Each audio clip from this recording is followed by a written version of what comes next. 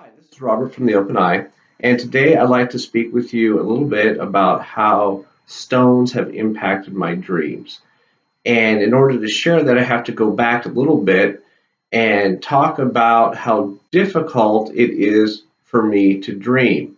I don't do a whole lot of dreaming, possibly because I have back issues and medication can interfere or other things of that nature, or that's what I thought. But then I had a conversation with Aaron Davenport about chakras and how to clean them. And I use that information to clean fear from my chakras, along with a whole bunch of other stuff. And as soon as I started doing that, I started to dream better. My dreams became more clear and more varied in the subject matter. So it wasn't long after that before rocks started coming into my life. And the first dreaming rock that I used was this one. It's called Stillbite. It's a little Stillbite wand.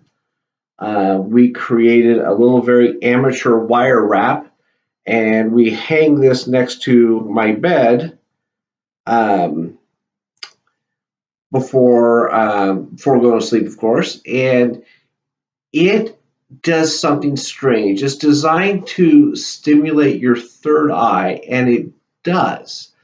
But for me, it kind of has a drug effect. I was on a medication once that kept me in a permanent dream state. So, you know, when you get to that spot right before you fall asleep, but you're starting to get that dream imagery in your mind, it would hold me there all night long. And since it was a drug, it was a very relaxing hold.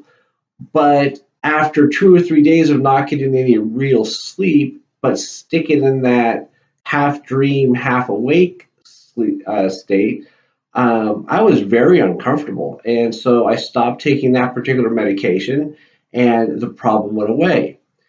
For me, blue kyanite is a bit like that, is that it stimulates the visual side of me so well that I focus on the visions and my mind stays active and I can never fall asleep at all.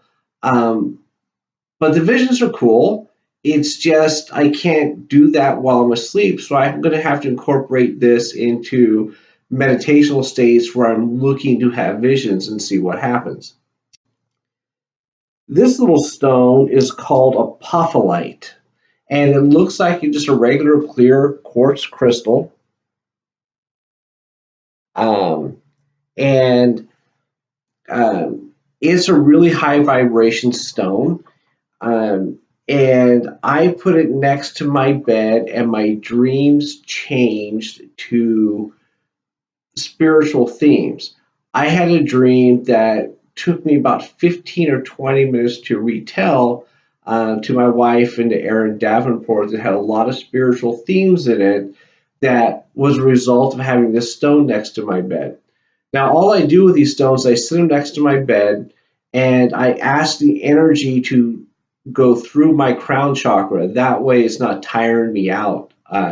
I'm not using my own energy to create the dreams. I'm using the universe's energy and I'm using the rocks.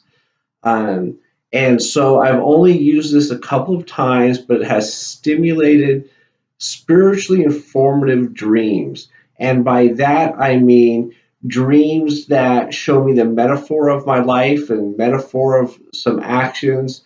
They've shown me where I'm going.